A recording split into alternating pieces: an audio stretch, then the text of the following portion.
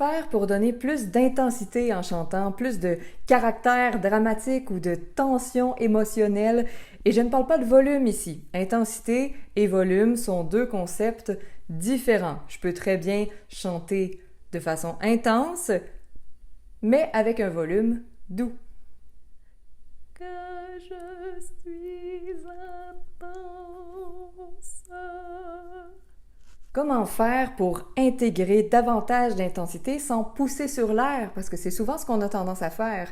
Comment faire pour l'augmenter sans venir déranger la stabilité de mon débit d'air? C'est ce qu'on va voir ici. Et comme c'est indépendant du volume, bien tout ça va s'appliquer à toutes les nuances de volume possibles. Plus le débit d'air est retenu, plus on va percevoir d'intensité. On va même souvent percevoir l'intensité encore plus grande que si on essayait de la produire en poussant avec force l'onde sonore vers l'extérieur.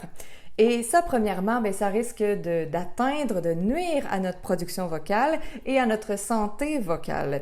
Et peut même, pour l'auditeur, sembler envahissant, voire agressant. C'est comme si, au lieu d'être témoin de cette intensité-là et de pouvoir se laisser toucher par elle, bien, on lui garrochait dessus, on lui lançait en plein visage.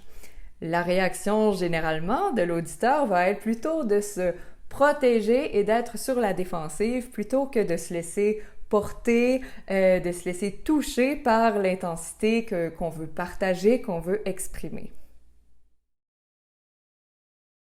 Et j'ai nommé les consonnes. À l'instar de l'ancrage du torse, les consonnes ont un énorme impact sur le débit d'air et sont donc un bon moyen pour freiner le débit d'air de façon spécifique sur une syllabe choisie et donc d'en augmenter l'intensité. Et en plus, elle nous donne plein d'occasions de le faire parce que des consonnes, il y en a des tonnes dans les pièces et dans les chansons. Pour toutes les consonnes occlusives, c'est-à-dire avec un contact ferme entre l'articulateur, qui peut être les lèvres, les dents, la langue, différentes parties de la langue, et le lieu de l'articulation, donc les lèvres ou différents endroits du palais, je veux exercer une pression plus grande à l'endroit de ce contact-là et retenir la phase explosive à l'intérieur pour éviter de les projeter vers l'avant, de l'expulser vers l'avant. Pa, ba, ma, ta, da, la, na, ka, ga, nya, ya. Au lieu de pa, ba, ma, ta, da, la, na, ka, ga, nya, ya. Donc, quand ça fonctionne, je ne devrais pas sentir de jet d'air sur ma main, raide, là. Je devrais sentir une chaleur, c'est normal parce qu'on est quand même sur de l'expiration, mais pas de jet d'air du tout à l'intérieur de la main. Placez la main à environ 1 pouce, 2,5 cm de la bouche.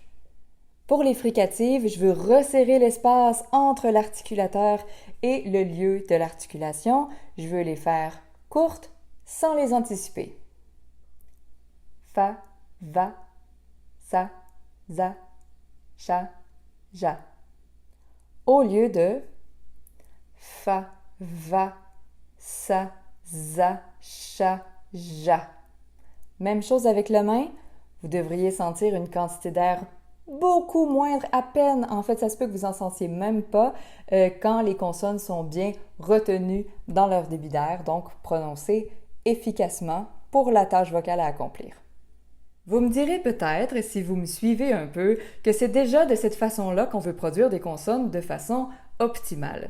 Et je vous répondrai que oui, c'est effectivement le cas. Cependant, quand je veux produire de l'intensité, je veux pouvoir produire ces consonnes-là au moment opportun avec encore plus de rétention du débit d'air.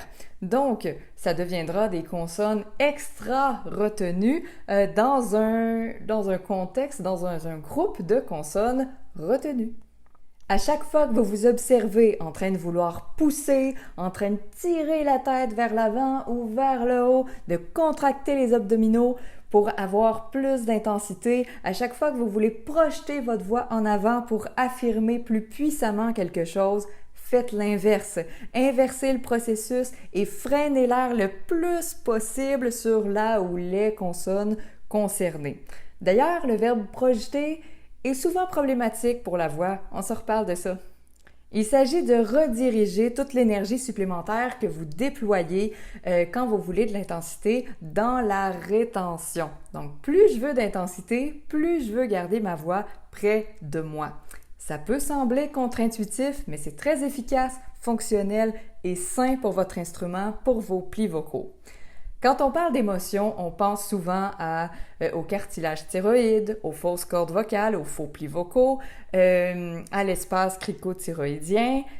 Oui, ce sont tous des éléments qui peuvent nous aider à introduire une dimension affective, émotive dans notre voix, dans notre chant, mais qui ne fourniront pas nécessairement d'intensité. L'élément intense ne sera pas forcément présent. Je peux l'avoir ou non, mais quand je l'ai, c'est parce qu'il y a de la rétention d'air en même temps.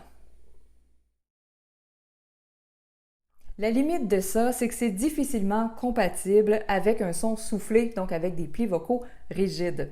En freinant à ce point le débit d'air, les plis vocaux seront plus enclins à se refermer sur toute leur longueur, ce qui fera disparaître le caractère soufflé du son.